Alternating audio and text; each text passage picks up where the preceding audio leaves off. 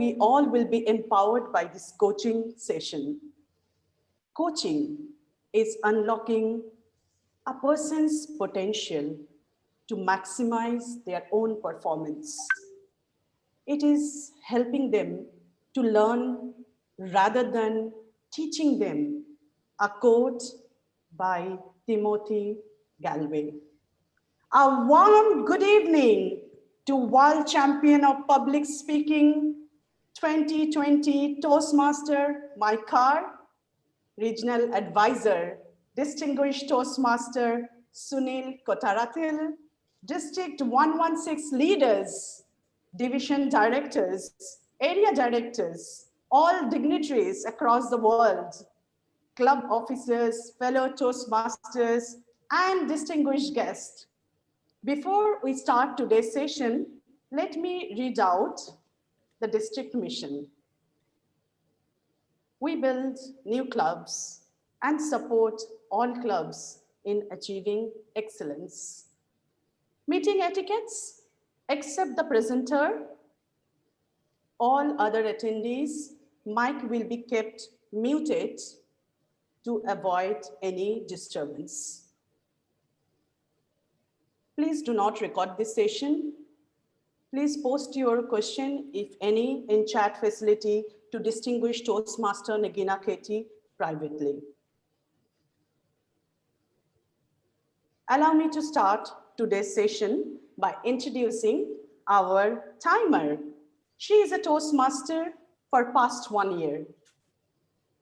With very short span of time, she has won contests at club and area level for humorous and table topics. Currently, she is working as an invigilator at British Council. Her hobbies are gardening and traveling. She wants to gain knowledge by sharing ideas and become more confident in impromptu speaking through her Toastmaster journey. Please put your hands together to welcome our timer Toastmaster Malati. Toastmaster Malati, could you please show the virtual background with timing guidelines? Thank you, Toastmaster Rinku, and good evening, everyone. I'll be the timer for today's meeting, and you can see the white background.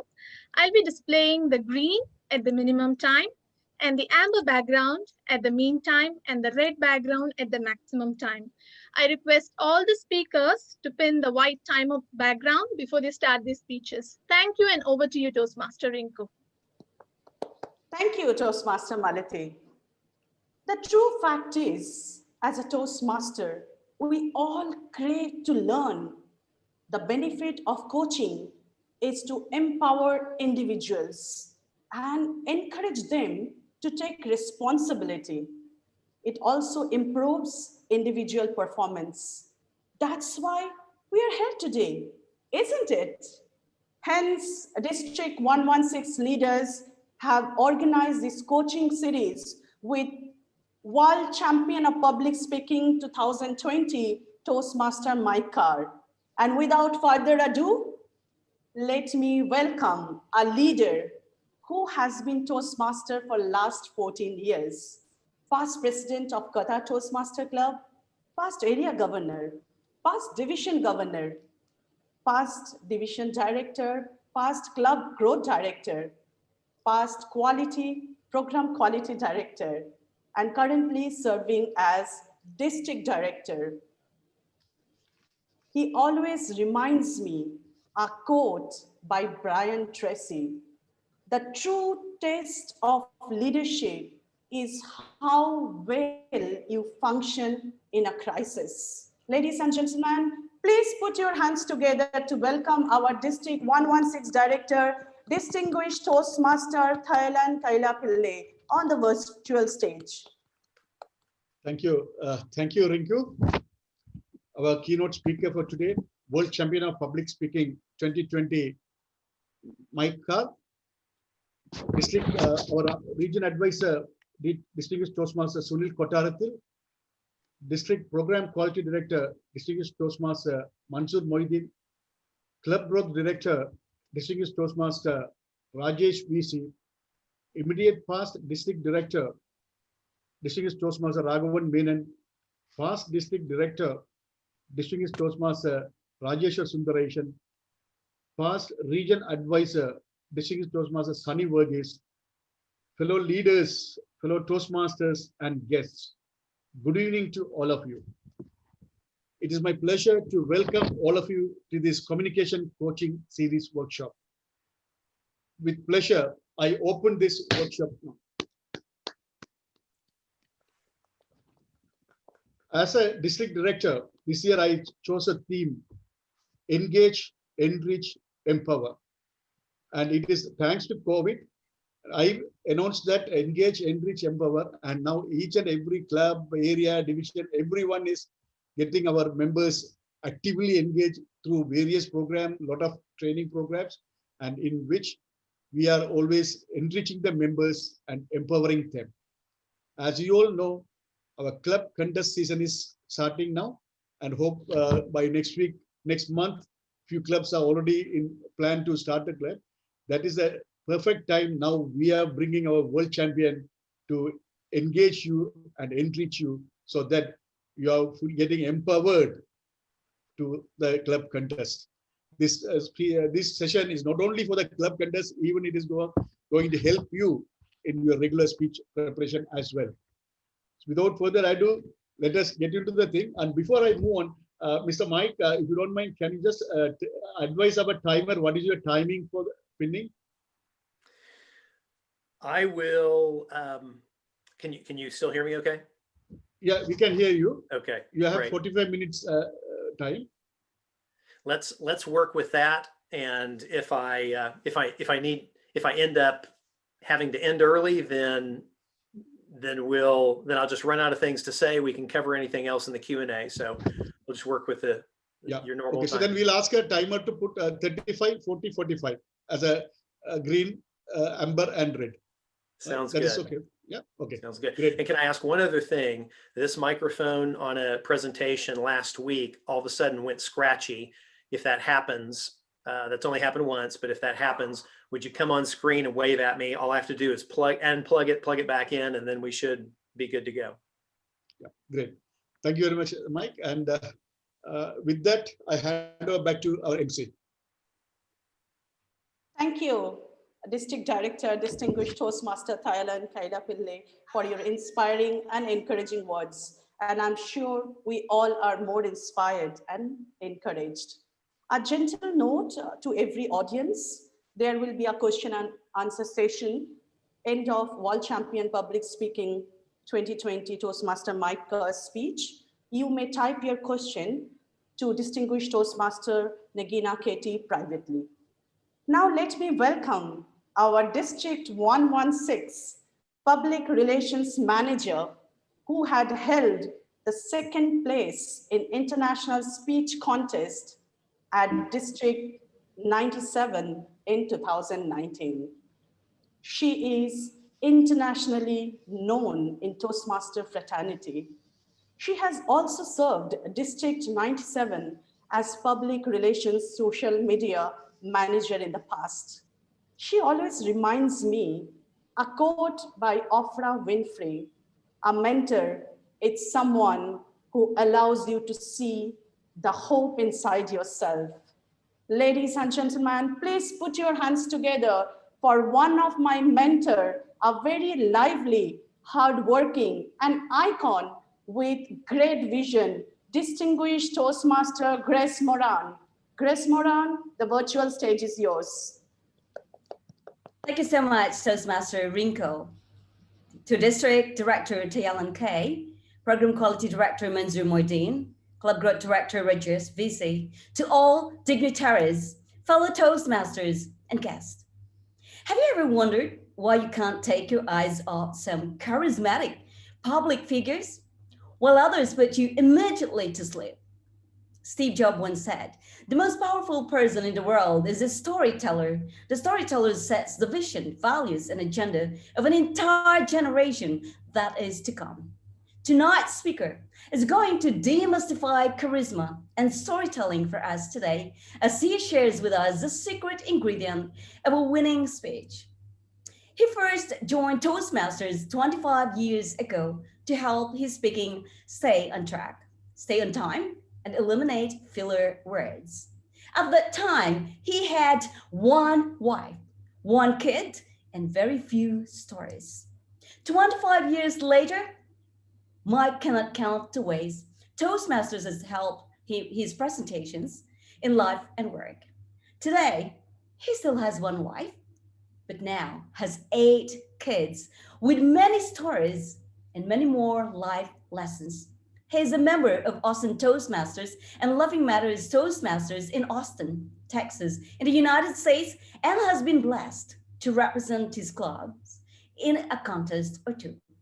When not being a dad, Mike is a partner in a money management and private equity firm and speaks frequently to groups on the subjects of leadership, determination, and effective communication in a virtual world.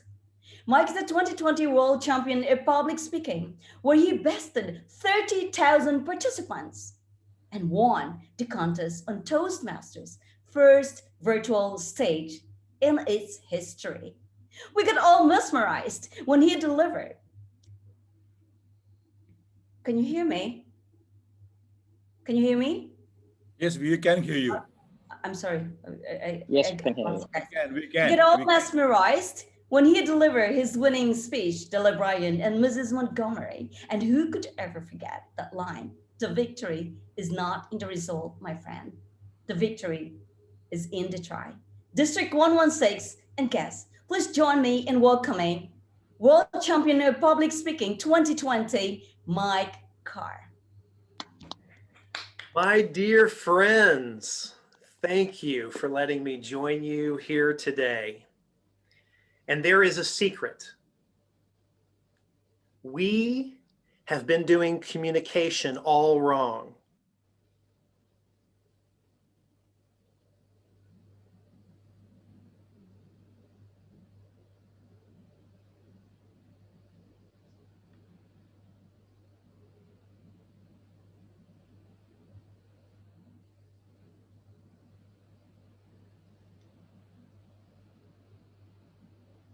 It starts with listening.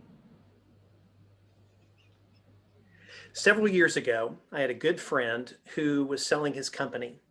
He called me in and he said, hey, I'm going to sell. And I said, hey, congratulations. That's wonderful. Who are you selling to? And he said, well, I hope that this young CFO that is in my office, who's been with me for 10 years or more, I'm hoping that he will take over the company.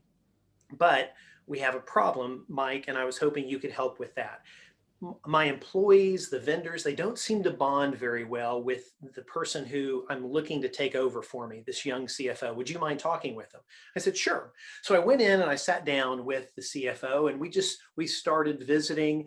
I asked him what he did. And he said, oh, I play baseball. I've done this and I make a lot of sports analogies. I think that really works. And I said, oh, well, do you really feel like that sports analogies work for everyone? Because a lot of times we've heard in a diverse, especially a gender diverse arena, that sports analogies that men will make fall flat for women. And so I just happened to ask, do you think sports analogies work? Because now I'm a big sports fan. I played soccer whenever I was in very small child. Well, I'm sorry. I call it soccer. Of course, it is football, the real football of the world. And of course, I have to say, I'm very excited to be talking to the hosts of the 2022 World Cup coming up, but I digress. So I said to this young CFO, I played soccer growing up. You know, I'm a fan, but do you really feel like that sports analogies work? And he immediately jumped in and said, oh, I find that's really important. Sports is an important part of team building. I look at that in all my interviews. In fact, he looked at me, he said, so Mike, did you ever play sports? Well, you know what just happened, right? When I challenged his idea that, do you really think that sports analogies work in a gender diverse audience? He immediately stopped listening to me and he did not even hear. He started formulating the next thing he was going to say, and he did not even hear my say, I played soccer. He was already so much in his head that he was formulating what he thought I needed to hear as his audience. Listening is a huge piece of being able to communicate. And as speakers, we want to be heard. But if we really, really want to communicate an idea to an audience that is a winning idea in a presentation that is a winning presentation, we first, before we are to really be heard, we first have to hear. We first have to hear what possibly is in the head of our audience. We as speakers, we want to be listened to, but before we really are going to be listened to, we first have to listen. We want to be seen for what we do. And I've gotten all kinds of kudos for all the ways that I have jumped around the virtual stage. But before we are to be seen, we first have to see other people. The winning combination, the winning ingredient to a winning speech, whether it is in Toastmasters or business or in life, ironically, is first listening. My dad was the best listener that I'd ever met, I'd ever known. And I lost him about 5 years ago. I grew up in a house where he would always come and sit by my bedside every night when I was going, to sleep. And he would say, "What was your day like? What are you thinking about? How did that make you feel?" And I was really able to pour out all the time how I felt. He would listen and he would really hear me. And I thought that was very normal for children growing up until I got out into the world and I realized what a gift that had been, my growing up. And so I just always assumed that my dad had just been a really good listener, been engaged with people. And so there was a weekend that was to be his last weekend. I flew into his city. One of my daughters came in whom he hadn't seen yet. And he had pancreatic cancer and was slowly leaving this world. And I sat with him in a hospital bed in his room. I had talked for like 24 hours, told him stories, and I talked myself out. I didn't know what more to say. And as I sat there and looked at him, I asked him a question that I knew the answer to. I said, "Dad, you are the best listener I have ever heard, I've ever seen in my entire life. Did you just come by that naturally, or was that a skill you had to develop?" And I knew what he was going to say. I knew he was going to say, "Yeah, I've just always kind of naturally enjoyed listening to people." And what he did, he was laying back and his eyes were closed and he said, "No, there are steps that I go through." And I said, "Dad, why haven't you ever told me this?" And he was laying back there. He never opened his eyes. He smiled and he said, "Well, because you never asked." And I said, "Dad, I'm asking now." So there were several things he told me in our last time together about being the best listener I'd ever met. And I want to share a few of those with you in our time together because it directly speaks to what I've tried to implement in making speeches more effective. And when I started doing these things, I started seeing a difference in contests, but even more importantly, in business presentations, and even more importantly, in real life engagements with the humans who are the most important to me in the world. And I hope maybe some of these will help you. The first thing that my dad said was, I never was afraid of the silence. I never was afraid of the silence.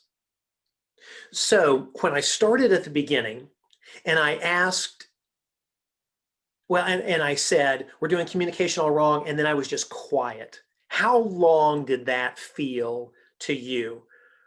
And I'm going to look at the screen again, just look at some of the people. Would you hold up fingers on how many minutes that felt to you?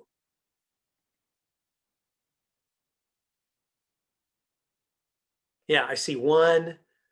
Lena, I see 2, 3, 4, 5. Wow, it gets longer though. So it felt like a very long time, didn't it? It was probably, I timed that earlier, it was probably only about 20, 30 seconds. But when we stand in silence, we're not used to silence. We're not used to that. And so if we go back and we look at the communication of humans before radio and television came along, it was very natural for me to ask a question of you, and you might think about the answer for a minute.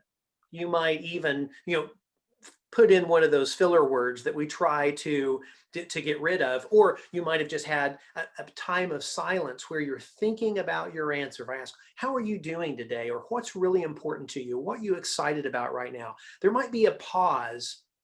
There would have been a pause in natural communication where you think, well, what am I excited about? But several years ago, when radio came along, what is the number one, just, you can, I don't think you can unmute yourselves, but think to yourself or write it down. What is the number one rule of radio?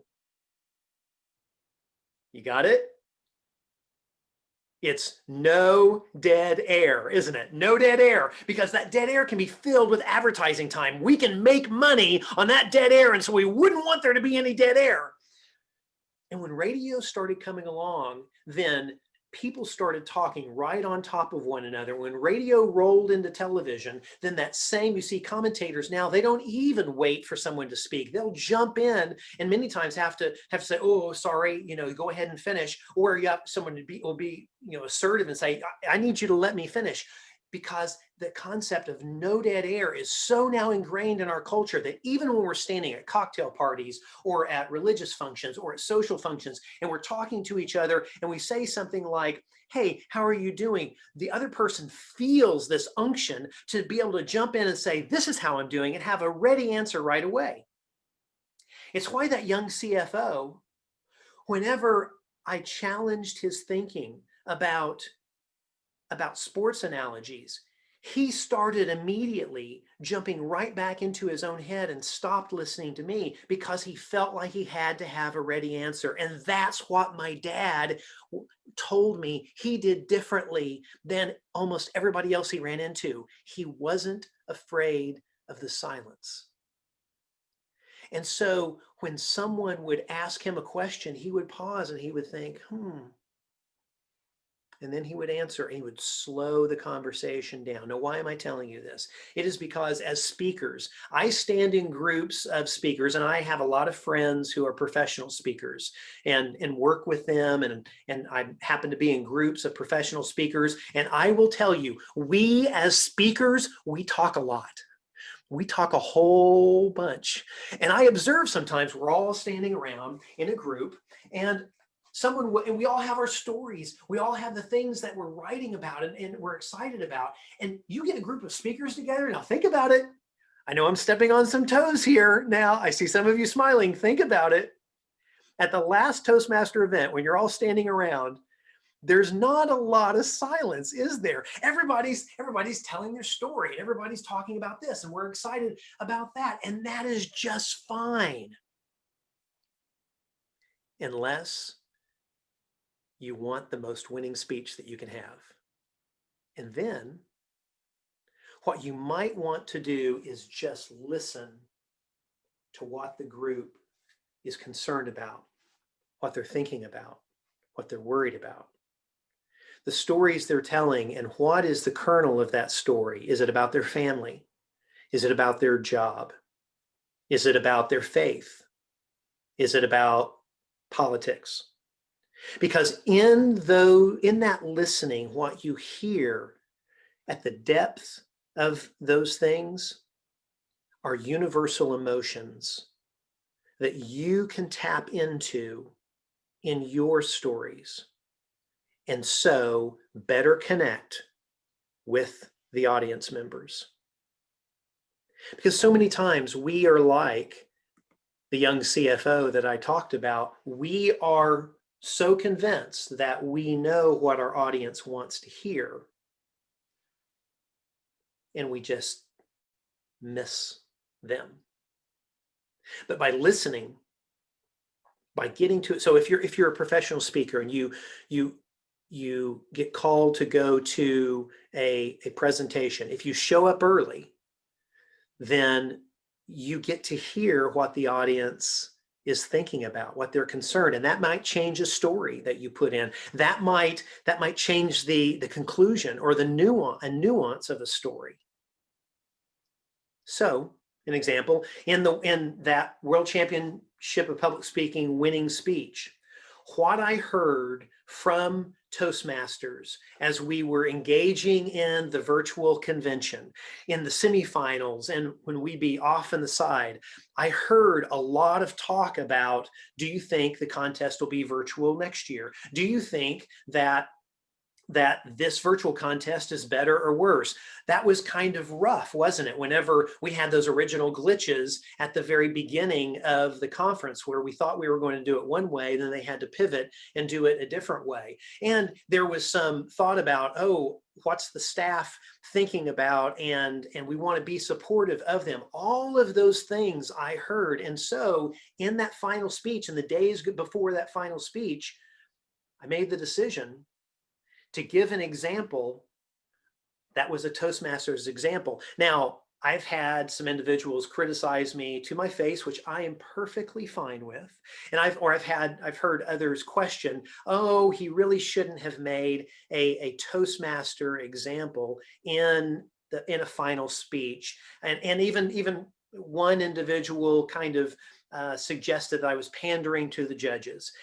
And all feedback is good feedback. I'm not worried about that. But what I want to say to you is that just in the thought process, in talking about innovation, let's say when I spoke recently to Hewlett Packard, we go into HP and talk to HP about the alignment of rolling out new hardware, new software, and they had some glitches. It would have seemed strange not to have used an HP example in front of an audience that was HP, right?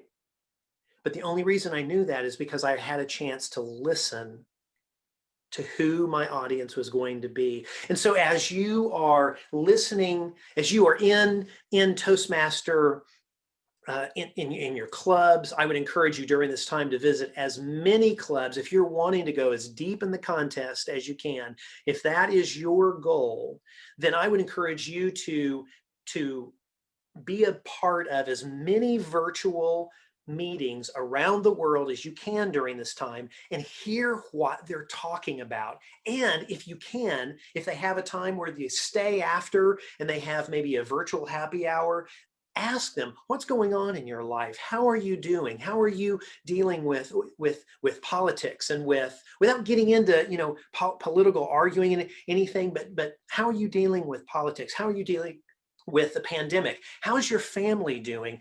What else? All of these questions, and then just listen. And you will hear items that can be bits of speeches that little by little ratchet up your speech to an international audience. You know your region. It's when you get what Mark Brown told me, one of the best things that he told me when he coached me during this run, the semifinals and the finals. He said, there are things about an international audience that you have to factor in. And he was able to give me some of those pieces. And that leads me to the second point in terms of listening to a coach. There have been times in my Toastmaster journey, and I speak for Toastmasters. I've spoken for faith-based organizations before and spiritual organizations. I speak for business a lot. I built my first business doing financial seminars. And so there have been times in my speaking where I've thought, I'm going to figure this out on my own. I didn't have winning speeches when I did that. Getting feedback from those who have access to the audience, the thinking, getting feedback from those who are listening to the audience that I want to connect with became invaluable. And I would encourage you that is the same. And so as you're getting ready for your own virtual contest and you're practicing, of course, club, area, and division, you know a lot of those people. Get that feedback from a diverse group, individuals who consistently are successful at those levels. And then as you go on to district, then that group is a little more diverse, a little more broad, and to listen to individuals who are in that audience, and then semifinals and the regionals, every chance you can to be able just to be there. And again, it's not the questions of what is successful as much as it's the questions of what is going on in your life, the questions that get to the real answer of, to individuals, how do you feel? Because people won't come out and tell you, but you can pick it up in the stories that they tell. Are they talking about family? Are they talking about politics? Are they talking about the pandemic? Are they talking about fear, their fear and concern? And those are great fertile areas. So listening to your audience, listening to coaches, and hearing one another. And now, because I still thought I had an hour, I'm having to use my notes. I'm turning the page. And then I guess the final point I would say about silence is something that I hope I've been modeling here. Going way back, you and I haven't known each other very long. And I hope that today ends that. I hope that we know one another more closely from here going on, because I love my human family around the world. There is such great love and diversity and creativity and richness and perspective in there. But we haven't known each other very long. If you had watched some of my speeches years ago, one of the things that I get told is I use a very pregnant pause. And I would say that when I look at my speeches, I see that as well compared to other speeches around.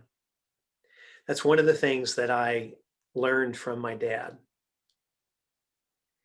is that in times of silence, the audience can listen to herself. And I say herself because we don't speak to a group of 3,000 or 300 or 30 or 3. We speak to one individual, especially virtual, my friend. We speak to one individual that may be sitting with 3,000. And as you start into the virtual contest, or as you start into doing business presentations, or even just Zoom with your grandkids, this is a rich part of this medium, is we can be one-on-one. We can have an intimate conversation. And so when we are doing that, to pause in the middle of it, to say, we're doing communication all wrong, and then just silence for what feels like 5 minutes to some of you, you know from experience, from that time, you were having all kinds of conversations in your head. All of a sudden, we were richly engaged. If you were distracted, if your audience gets distracted, silence, pauses, it allows the audience to have a conversation with you in their head, and they're more engaged. So that would be the third point under silence, is don't be afraid of it. Listen to the audience, and especially for those emotional cues, the audience you're going to speak to, listen to coaches, and then use silence. Let the audience listen to themselves, their own dialogue, because then they're in conversation with you, even though it is a presentation type speech. The second of many, my dad, and if you, I write about what my dad taught me a lot. I'm going to be writing about it on that blog at mikecarrofficial.com. I think we'll only be able to cover a couple of these today, but I'll be writing about more of what I learned from my dad and listening, and then other speaking tips. But the second thing I wanted to talk with you about is, my dad said one of his keys to listening was, he said, I always wanted to ask the question that I wanted to be asked. I always wanted to ask the question I wanted to be asked. And so it's an interesting thought. I'm going to pause, give you some silence, and think for a minute. What do you think I mean by that? And now I've got you in gallery view. I can see so many of you, Inga and Master of Ceremonies. That's, you don't have your name there, but and Deepak and all right.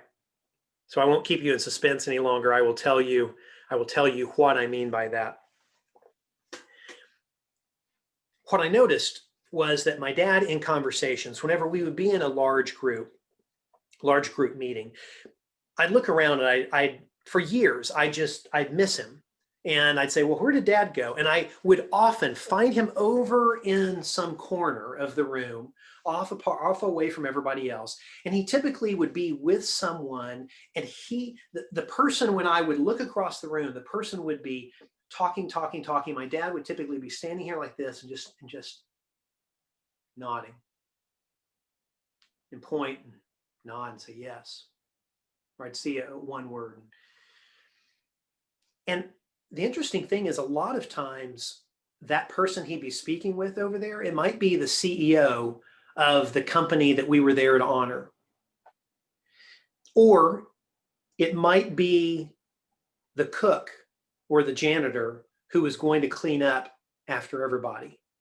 People gravitated toward my dad. And when I was asking him why, and he said, I always wanted to ask the question I wanted to be asked.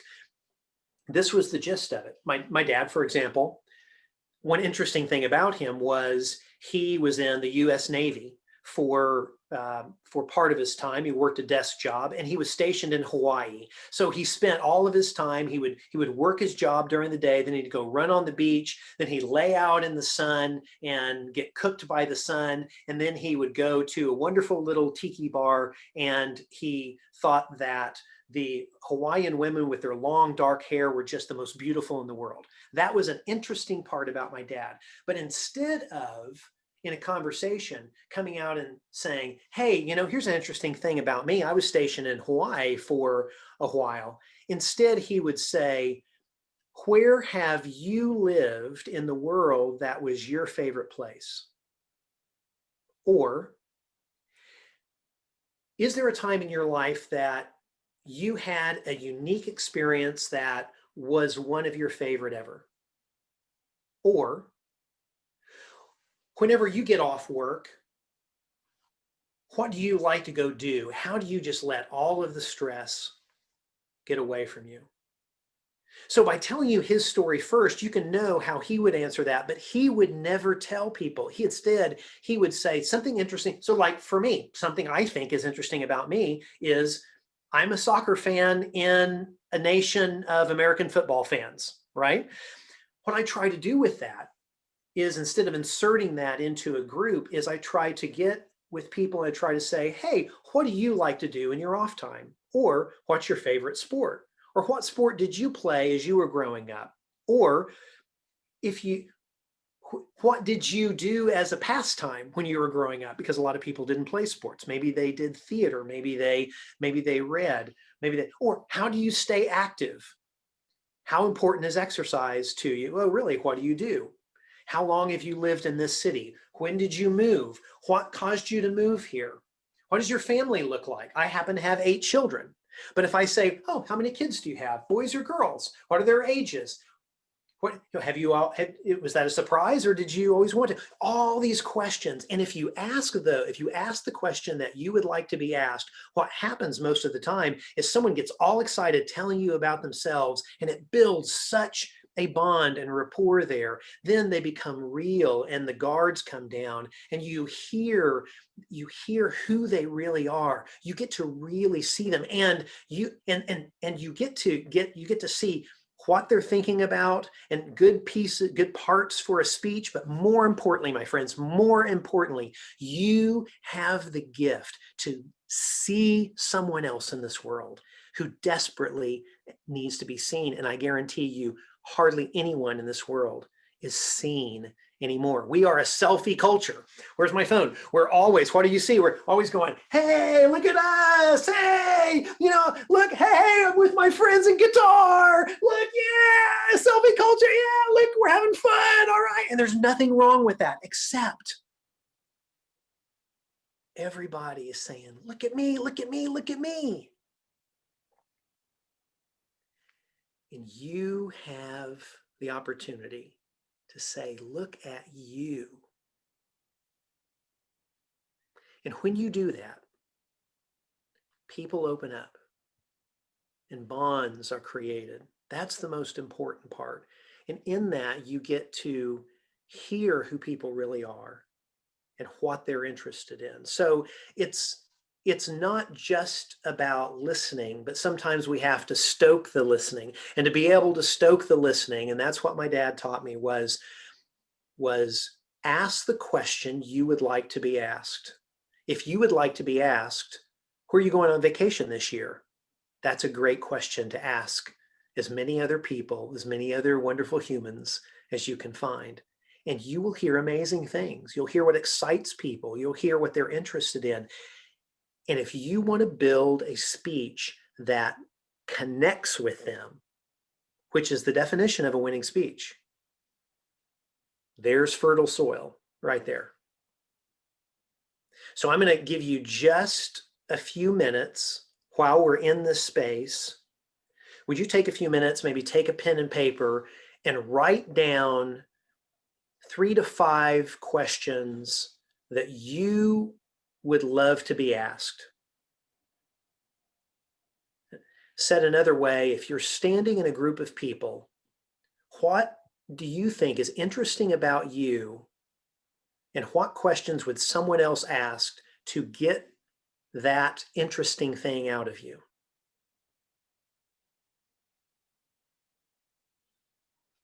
Or even another way, ask another way, you may be hurting right now. You may be excited right now. You may be feeling anxious right now. If you were standing somewhere, what question in a group of people, what question would you like someone to ask you off to the side so you would be able to be real? And maybe you wouldn't want someone to ask about that. And that's telling also. So I'm going to be quiet. Quit chirping in your ear, give you a minute or two. And would you just think about that while we're thinking? Write down 3 to 5, it could be fewer, could be more, questions that you would like to be asked.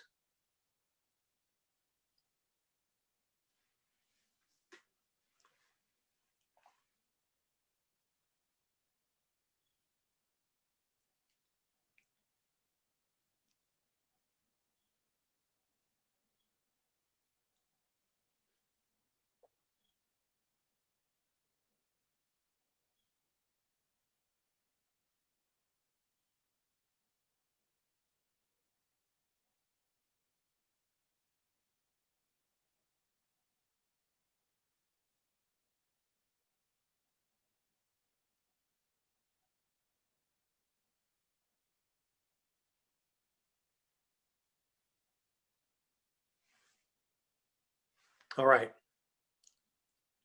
Thanks for doing that. Is there are you able to unmute yourselves? I'd love to hear any of these questions if there's anyone who wants to share.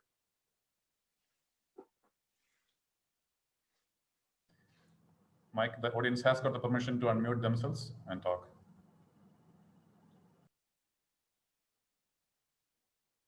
Oh, I'm sorry. Yeah. Yeah. Okay. So is it Alvina? Yeah. Yeah. I My I name have is one Sedupati. question. It's okay. It's okay. Yeah, my name is Sedupati. I have one question to be asked. What is your favorite domain of working as a career? It's a computer or engineering?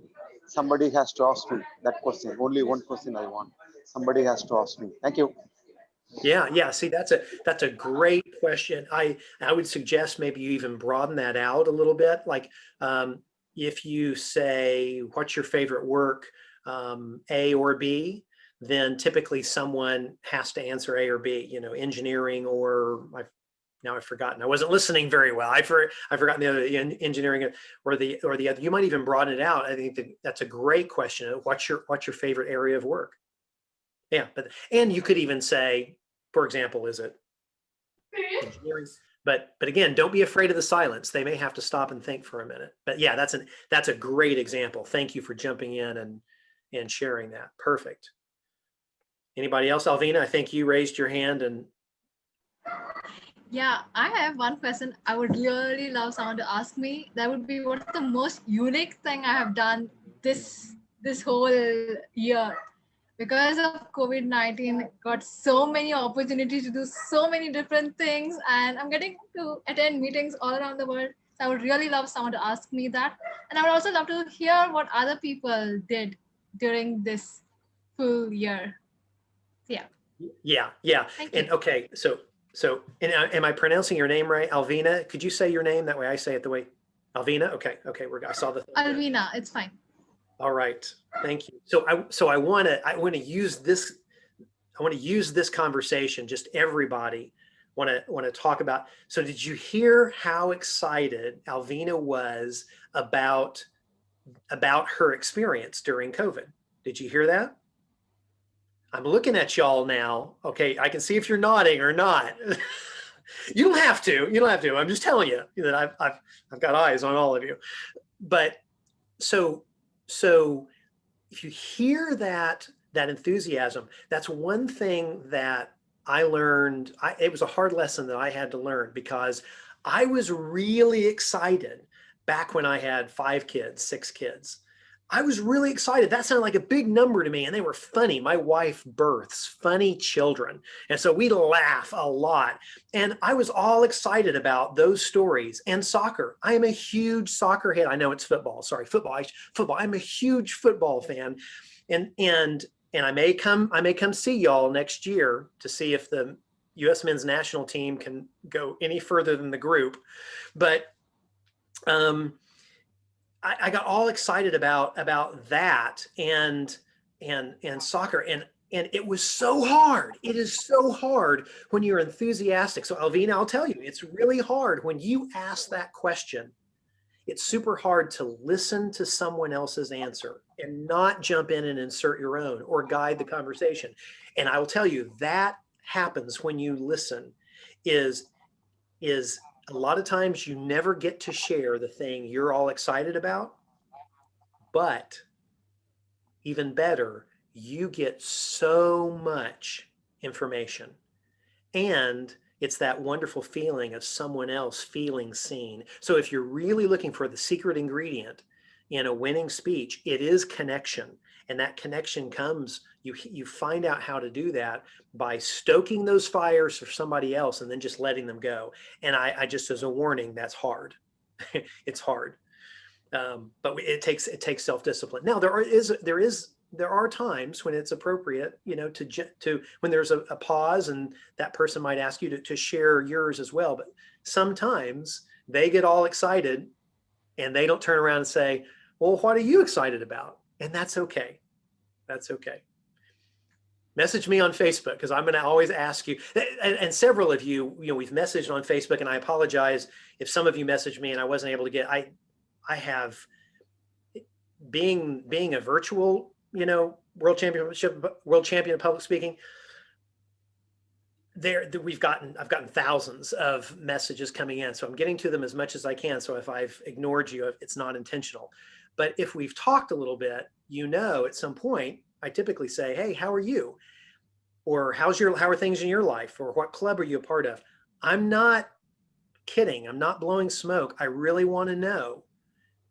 And part of it is because the more connection we have with other humans, then we get to find out what people are thinking about. I want my speeches to be more effective as well. And hearing what's on the mind of and hearts of the audience I may be speaking to is really important. So, asking that, how are you? That's going well. Alvina, excellent. And I didn't get the first person's name who said what business. Any others? Anybody else? Yeah, I have one question. Yeah. Yeah. I'm Martesh. I'm from India. Yes. Hello. If you see the politicians, every politicians, people will not accept. Hence, how to emotionally influence people and connect with them in public speaking? Yeah, that's difficult in a time when it's very not contagious. It is, what's the word there? There's a lot of fighting. I'm not going to remember the word. It's when there's a lot of fighting. It's contentious. That's what I was in a time when it's contentious. I would suggest, and I have political views like everyone else. I try to listen first, and those right now, it's so bad in the United States, as you may know, that there's not a lot of looking for room to understand one another. But those who really step in and are powerful, and my prediction is that's the next power group, is the group that steps in and they really are understanding of each other. There was a great book that was written recently about individuals. It's called it's a take on emotional intelligence, but I think it was the idea, it's in that emotional intelligence area. And the idea is that you can have people on the far ends of the political spectrum that believe very, very differently. Let's say one is an extreme capitalist and one is an extreme socialist. But at the core, they both want to take care of their kids. They both love their kids. They both love their parents. They both want to see people happy. They both want, if they're really kind-hearted, they both want for humans to thrive. And so starting there, at that point of commonality, then the rest, then we begin to realize that this is just methodology to get to that. And so consistently coming back, what are the shared values? What are the universal truths or universal emotions and fellow humans? So, all right, if you don't mind muting yourselves again, I'll wrap up. The last thing I want to just tell you is my daughter Macy has a superpower. And since I'm talking about her, I have to show you a picture. This is I'll put my glasses back on to make sure you can see it. This is part of my family. I'll put it even closer. Macy is this one right up top, who is leaning over everyone else. That's my daughter, Macy. She's now 21, 22, and she's in love with a young man. Macy has a superpower. She can read lips from across the room.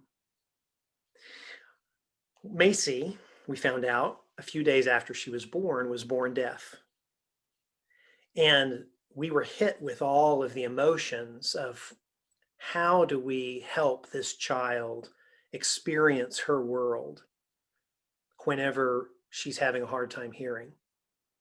We got her hearing aids, and we went through a therapy where we covered our mouths and she learned to listen. But in the process of that, she developed the skill set of reading lips from across the room. And so we will all go out as a family together, and Macy will sit there, and all of a sudden she'll say, she'll nudge her brother Justice and say, that girl over across the room, she thinks you're cute.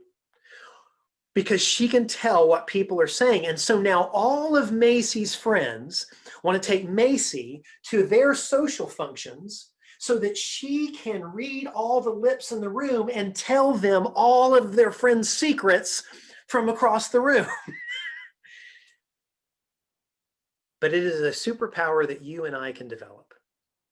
Because Macy, in order to be able to communicate with her world, she had to learn to listen. When she talks to somebody, she is locked in on them. She is watching the nuances of their face, watching what their lips do, and she's working really hard to listen. My dear friend, you and I can grow the same skill set. It's just a practice. It's just being intentional. And if we will listen to our audience and we will listen to each other, we will really hear what's beneath the words in our hearts. That is the secret to winning a speech in Toastmasters, or winning a speech in business, politics, or more importantly, winning a speech in life with our dear fellow humans, family, friends. So thank you for letting me be with you today. I so appreciate all of your engagement and your invitation. And I'm glad to answer any questions. I'll put up in the chat where we can stay connected so we can get back into the questions. Thank you so much. I do have a question to ask, can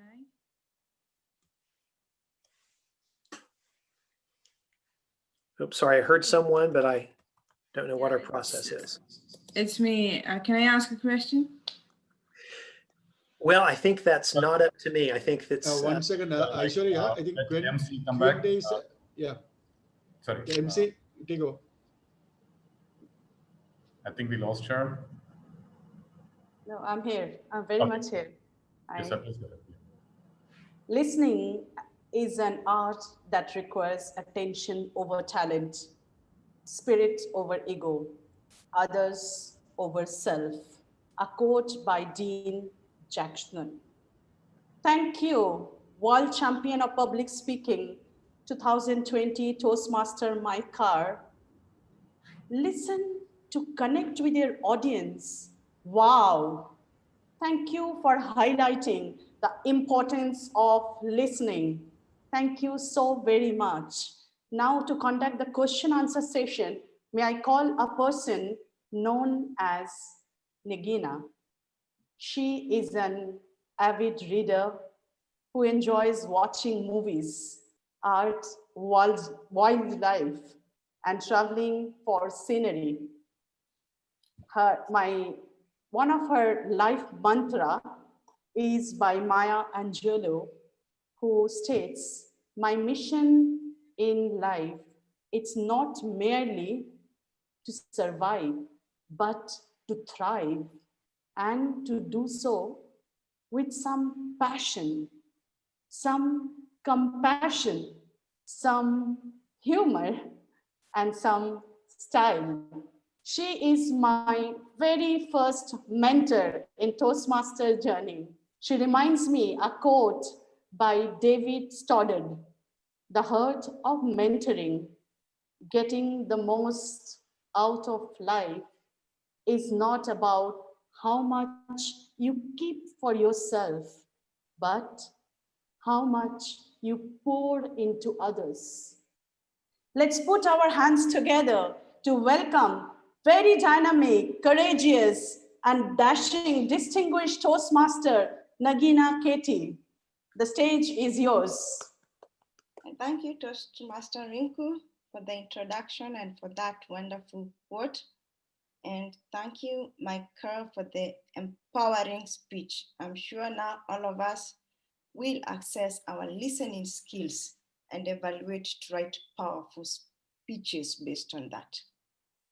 Dear members, we are now over to the question and answer sessions, and I've received some very powerful and great questions, which Mike, I would like you to address. The first question comes from DTM Setupati. He says, if listening is a secret ingredient for successful speech, what would be the best form of communication, verbal or nonverbal? Over to you, Mike. I laugh because that's a great question. I'm going to have to, like I said, I'm going to have to not be afraid of the silence and think about that one for a minute. What is the best form? I'm going to cheat. It may feel like a cheat, but I'm really not cheating. I would say that when you look at the studies of humans, it's the majority, I believe it's around 50%, maybe just over 50%. The primary learning language or environment is visual. We are primarily visually people. So it makes it very important. The nonverbal communication, it has to be there and has to be authentic, because I can sit here and tell you, I love you. And you can hear me say, I love you. And you see, and you assume your takeaway immediately, your brain immediately processes that as sarcasm or being disingenuous because of the nonverbal. So because the majority of us are visual learners, then the nonverbal, if I had to pick one, I would say is most important. But there is also about a third of us, if I'm remembering the statistical breakdown correctly, are auditory learners. And that means we are going to hear, even though I say, I love you, those auditory learners, that the first thing that processes are the words. And so the verbal has to be there also. So to be able to talk, now a lot of our audience is kinesthetic. We learn by doing, and that's part of the reason why I appreciated your letting me stop, ask you to write something down. The kinesthetic learners, that may be the only thing they remember from this presentation, is the thing that they were able to write out. So to be able to, I would say, if we're wanting to most optimally communicate, having all three, but especially to your question, the verbal and the nonverbal are equally as important, and that nonverbal has to be authentic. It has to be in alignment with what we're saying. Thank you, Mike. The next question is from Toastmaster Sodos. He says, Sarah Dessen in one of her books said, silence is so freaking loud. Silence can either improve your speech or make it awkward. How can we make sure that we are using its power correctly? Great question. And it's a simple answer: practice. I would encourage you to, it's one of the advantages whenever I talk with professional speakers who are not in a Toastmaster club, and I just say, why in the world aren't you in a Toastmaster club? Because, and they say, well, I get paid to speak now. I've mastered that craft, or I have a certain level of mastery. And I ask them, would you go give brand new material to a client that's paying you? And they would say, oh, well, no, or I feel weird doing that. So well, why on earth wouldn't you be in a Toastmaster club every week to test out new material? Oh, and by the way, the fact that you're such a good speaker, you would help the tide rise and all ships rise. So even with professional speakers, I suggest that's part of the reason the weekly practice of being in a Toastmaster club and testing things. Try out a very pregnant pause and an awkward pause to the point where it feels awkward to you on purpose. And then hear what your evaluator says and ask, as part of the evaluation, the evaluator to ask the entire audience to write a note to you. If it felt too awkward, if it was not awkward at all, that way you get all that feedback. And then also, I would suggest that you videotape every single presentation you make, even table topics, even evaluations. You can hand your phone these days to a friend sitting in the meeting next to you who can just set it up and video your presentation in Toastmasters.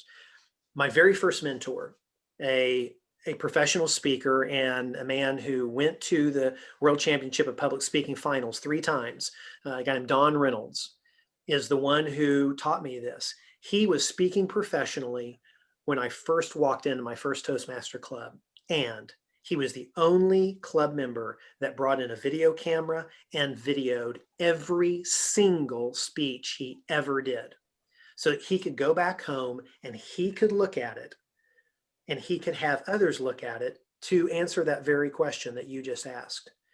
Sometimes a pause can make it awkward. So how long is too long? And over time, you will get a feel for that. But I do guarantee you this. When you first start trying to pause, it will always feel too awkward to you before it feels awkward to the audience. And that's where we have to push ourselves a little bit. So great question. Thank you, Mike. The third question comes from DTM Jayakumar. He says, you spoke about asking people about politics, family, among others. How do you deal with some who don't want you to invade their privacy, especially when their family is going through a turbulent times? Another great question. I just easily, so let's kind of role play it for a minute. So let's say that, can you work with me? Question. Let's say I ask you the question, and actually, if we can role play this, if I come out and say, "Oh, so what was a good? So how do you feel about the last election? Are you did you make it through just fine? And what response would you give me, my dear friend who's asking me the questions? What response would you give me if you really didn't want to talk about that?" Well, I've never been interested in politics, so that question is some sort of a negative for me, because I have never been interested in politics, although I am always observant about politics and all the current events. But I'm not a keen party man, or I don't have any inclination towards any party. So politics is out of my agenda. And then I would say, you're smart, you're wise, you're smarter than I am. I tend to drift into those waters every now and again, and sometimes that's not bonding there. So that's a good one to avoid. So how's your family? So then what would you say? Right now, my family is not here because of this COVID and because of the lockdown, and because of there are no proper flights, regular flights, and then I've been missing them for the last 9 months now. And let's say you also said, so if you don't mind, I really don't want to talk about that because it's kind of painful. Then I would say, oh, hey, I am so sorry to hear that. And wow, I'm sorry that I'm 0 for 2. I don't know. I'm asking all the bad questions today. Well, what's going on, and what is something that maybe, then I would just pivot again and say, well, you tell me, what is something maybe over the next 5 years that you're excited about, that when these gray skies clear, that you're excited to do? Does that help? I think self-definition. My question was, suppose someone has had a problem with his family, and then you get into his private details, and you start asking about his family. He may not really appreciate, especially if he has had a divorce, or he's had trouble with his kids, or anybody in the family. If he has had a tragedy, for that matter, and then someone asks him, and he gets picked on. Yeah, I think you let them lead that. There have been a number of times when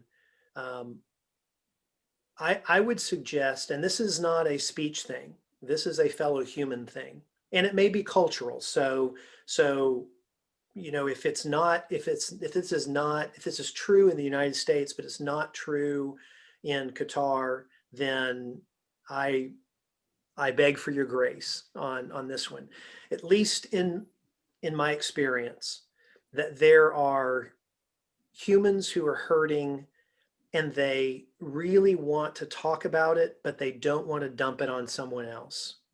And then there are humans who are hurting and they really don't want to talk about it. And so in my life, what I've tried to do is give them space to talk about it if they want to, and just saying, how's your family? And like, if you answered right as you were answering, I said, oh, I'm so sorry. That sounds difficult. What does that feel like? At that point, someone is going to go one way or the other. Someone is going to start saying, well, it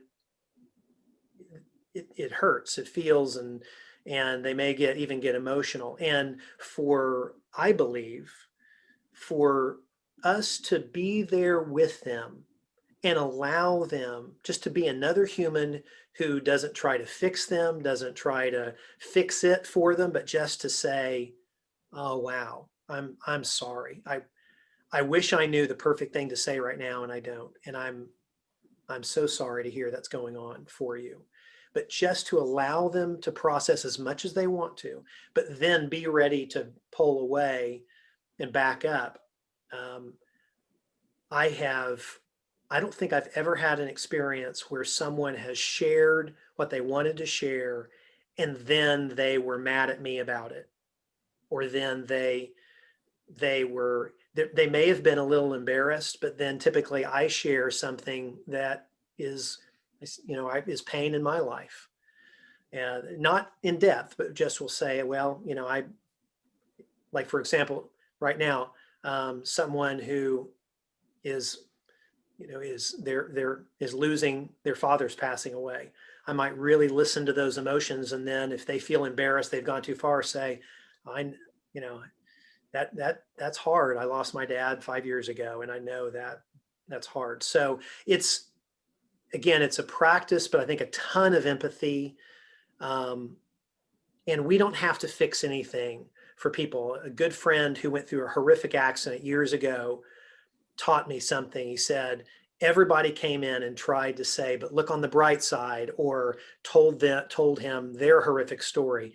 But it was the one guy who came in and just heard it, put his arm around him and said, I'm so sorry. I love you. I'm so sorry to hear that you went through that. He said that was the most encouraging. So if we can be that person, but if they don't want to go there, then I think if we're self-deprecating and use self-deprecating humor to then say, oh, I'm sorry, I'm always sticking my nose in where it shouldn't belong. We don't have to talk about that if you don't want to. Let's talk about something else. Then I have found that worked for me. I hope that helps. Yeah, thank you so much. Thank you very much. The next question has been asked by about 4 Toastmasters, that is Toastmaster Harris, Toastmaster Munyiwa, Toastmaster Singaraju, and DTM Rajeshwa. So I'm gonna rephrase it. It says, do you actually speak about subjects you strongly feel about because you experienced in real lives, or topic which you believe the audience would prefer to hear? Ooh, that's really good. It's a little bit of both. I do really try to listen for topics that the audience would like to hear. And then a lot of times the question I'm asking myself is, what is my version of that story? So if you saw my semifinal speech, Blue, there was that came out of hearing from a number of individuals a few years ago, them talk about the impact of losing someone, a good friend in their lives. And then other people talking about kind of what we just now talked about on the listening side, that it seems like when bad things happen, we either soak really deeply into the bad thing and just live there, or we deny it and we just say, oh, but at least this awful thing's happening in my life, but at least there's a blue sky, at least the trees are green, at least I have, at least I can walk and speak, and that there's a middle place in there somewhere. So I heard this from a number of people, and I was asking myself, what's my version of that story? What's happened in my life that I could speak to, again, that universal emotion? And I was riding in a car, we were coming back from a trip, and what hit me was my dear friend, Maria, who was full of life, full of joy, and knew that she was going to die at a very young age, and she did. And so, so then beginning to build that story out. But it was from my life, but it was something from my life that had a deeper emotion that I knew I had heard talked about from the broader audience. Thank you, Mike. Due to time constraint, the question I'm going to ask is the last question. Apologies to everyone whose question I will not read. This one comes from Toastmaster Zara, and she's asking, what is the most important ingredient to effectively answer a tough question in a compromising situation? I really do think it's listening. If it's a compromising situation, okay, so let me clarify. Make sure I heard the question correctly. So is the situation where I'm asked a tough question in a compromising situation? Yes. Okay. To ask in a compromising situation a tough question. I think it really is being authentic. Like maybe right now, this is a tough question and I'm not sure it's a compromising situation, but I'm not quite sure how to answer it. If you'll notice, if we just kind of talk through this for a minute, what I'm doing is I'm saying, I'm repeating the question, and I'm trying to authentically acknowledge, wow, I'm not quite sure how to answer that. A few things happen. I think most humans do have empathy for other humans. And so if I show vulnerability, that I don't have all the answers, which I don't, then if it's a tough situation, a compromising situation, my softening a little bit allows that other person to soften a little bit also. And it also gives some time and space for me to think through the answer. I am a big believer. Now I'll tell you, I've worked in economics. We've been in some deals and negotiations and conversations when there was a lot on the line. A lot of times, several times, millions of dollars on the line. The difference between a business making it and failing. And I will tell you enough, it is a perfectly good answer to say, I don't know. I need to research that. I need to think about that. I need to go get more counsel on that. Because, I mean, just an example, think about one negotiation where there was a lot of money on the line, and it may have meant the failing of the business if it hadn't gone through. We all know that none of us have all the answers. But in a compromising situation, when a tough question comes, our defenses creep up and we feel like we have to come across like we have the right answer, and saying, you know, I don't know. That's, you know, I used to know about that, or those rules have changed, or one of my partners deals more in that, or I need to get more counsel. The other party recognizes the honesty in that, the honesty, the vulnerability, and the integrity in that answer. And a lot of times that can lower the temperature of the compromising situation, build trust, and allow both parties to go. The other thing it does internally in our brains, whenever we feel like we have to have the right answer and have to have an answer in this, what happens is all of the blood in our brains, it runs away from the newer, more creative parts of our brain right toward the center, toward our lizard brain is what, you know, a lot of us know it as, but it's our amygdala. It's the oldest, it's the fear center of the brain. That's the fight or flight part of the brain. And that's not an answering machine.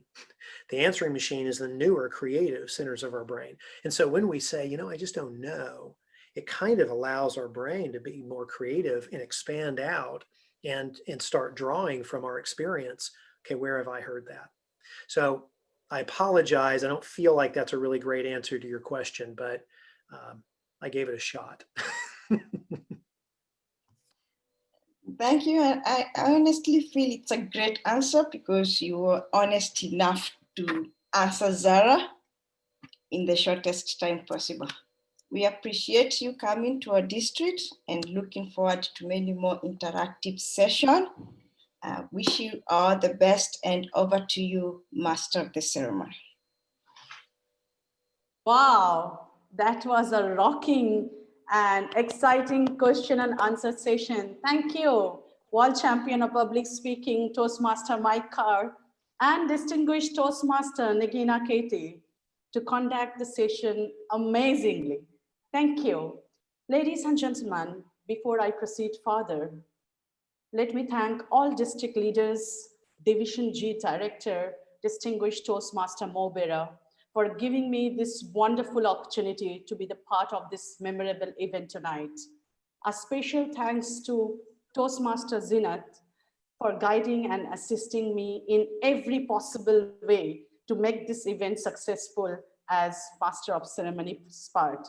Please accept my heartfelt gratitude.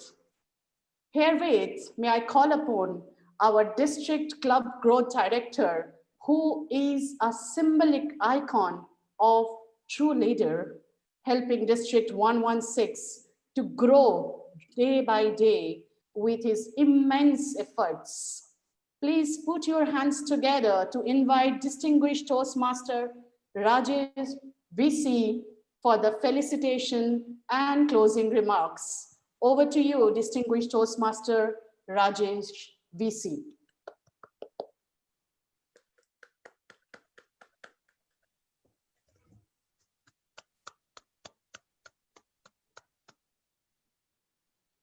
Rajesh, we cannot hear you.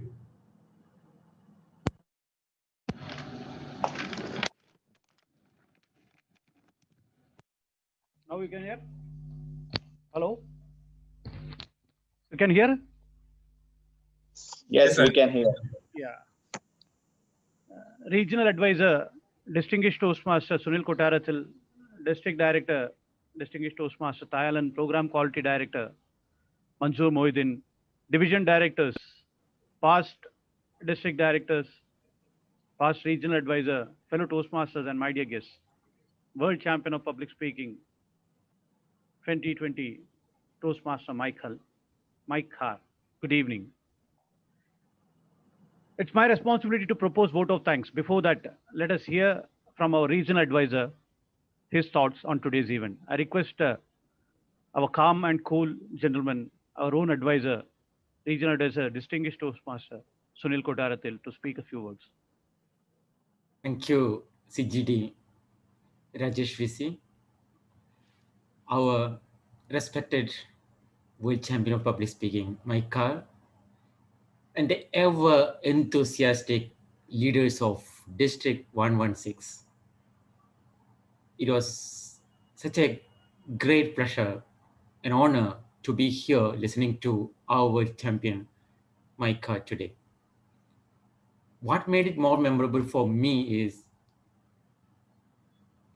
District 116, with the committed members, with the support of the committed members, is making history again, raising the bar, that never settle for an average, go beyond that.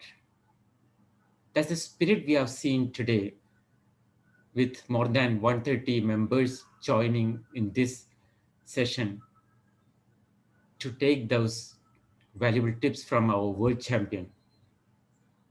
Congratulations, District 116, and thank you so much, our beloved Mike Carr, for gracing us in this occasion. It's wonderful. It's really amazing. And from my bottom of my heart, I will wish District 116 all the heights. With this support from our members, we can reach much, much higher. And we have our wonderful leaders here. District Director Thailand PQD, Mansoor Moidin, CGD Rajesh, and our immediate past District Director Rakhama Menon, past District Director Rajesh Sundaresan, and the past leaders like Sony Verghese, Josh Thomas, and the upcoming leaders also. This is the strength of District 116. Keep it up. Wish you all the very best in this journey to excellence. Thank you. Back to Rajesh. Thank you so much, Regional Advisor. That was nice to hear from you. With this, we wanted to hear from all the previous leaders, past District Director, immediate past District Director, and past Regional Advisor, Savani Works. Due to time constraint, we are winding up the session. Let me propose vote of thanks for this event. It's a great honor and privilege to propose a vote of thanks, such an event of great stature. Hearing to global speaker and world champion of public speaking, Toastmaster Mike Carr, it's a great privilege, opportunity, and a blessing in disguise. Thank you so much for your time and value and learning which was given to us. I would pick three things from your speech today. One, to personalize the speech. Number two is listen to your audience. Number three, silence. Superb, amazing learning. Let me come to a personal note on you as a human being. What I noticed today is you are one of a great human being. Nowadays, trend in public speaking has become that not apologizing, saying thank you for waiting. Now, public speakers are teaching people that for any reason, never apologize to public. Say thank you for waiting. But you are such a great human being, such a great gentleman. You showed your humility, apologizing, all of us saying that sorry for being late. We salute you for this. We thank you for this, for a great human being. Thank you so much. This event would not have been successful without many people sitting inside this room. Let me thank one by one. Our host, Ram Mohan Nair, thank you so much. Without him, we would not have been seen here. Co-host Zenat, thank you so much. Master of Ceremonies, Rinku. Question answer session host, Nagina Katie, keeping us on time. Timer, Malati. This event was so published well by our district PR manager, distinguished Toastmaster Grace Moran and her team. Excellent way of doing it. We had one small boy, a gavel, who came here and spoke to us before this event, Shashank. Beautiful words, amazing thoughts from a child, which we all could take over. Superb. Our past leaders, past district director Rajeshwar Sundaresan, immediate past district director Raghavan Menon, district director, program quality director, your advice and support for this event is amazing. Distinguished Toastmaster Sunny Verghese, you being pillar for all of us. Yesterday I addressed you as grammarian of the country. Today I am addressing you as pillar for all of us. Thank you so much. Division directors and area directors, your presence added lot of value to this event. Audience, Toastmasters, without you, this event would not have happened. You are the star of this event. It's you, finally, who made this event a miraculous fun. I'm sure Michael Carr agrees with me. Without you, even Michael Carr cannot speak to anybody. Thank you so much, Toastmaster Michael Carr. You made our day, and audience ensured that it happened. Thank you so much for this. With this note, I conclude with all your permission, I adjourn this workshop.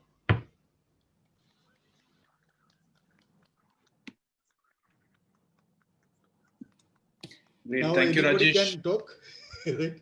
So thank you so much, Mike. Salute you. Oh, yeah, I forgot to thank one person, distinguished Toastmaster Ravi Shankar, our district admin manager, who was the person instrumental in making agenda and all those. He is not feeling well. Let us all wish him a speedy recovery. Great. Mike, is it okay that I forward the questions to you, because we had about 7 or 8 more questions which could not be addressed, yeah, so that I can forward your response to them. Thank you so much, Mike. Yes, and I'll just kind of make a video answer probably and just push, put that out. Anybody who's entered their email there at that website. And then I will say, I'd love to stay connected. I'm really any social media, Facebook, Instagram, LinkedIn, even Twitter, but Twitter's kind of a mean place right now. So the other 3 are better, or just at the website. I'd love to stay connected. Love to hear y'all's stories and get to know you. So appreciate it.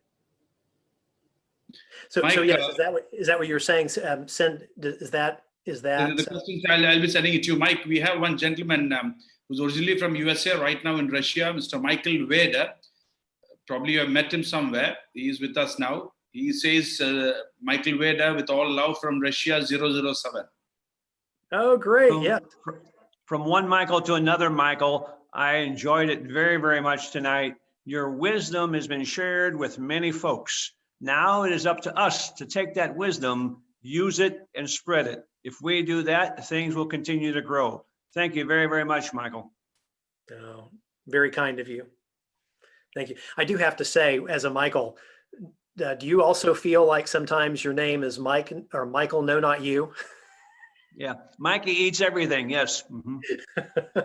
That's right. That's right. Well, thank you for those kind words. All right, my wonderful friends. I look forward to staying in touch. Did we get a good picture with everybody? We did, Michael. I'll share it with you. Thank you.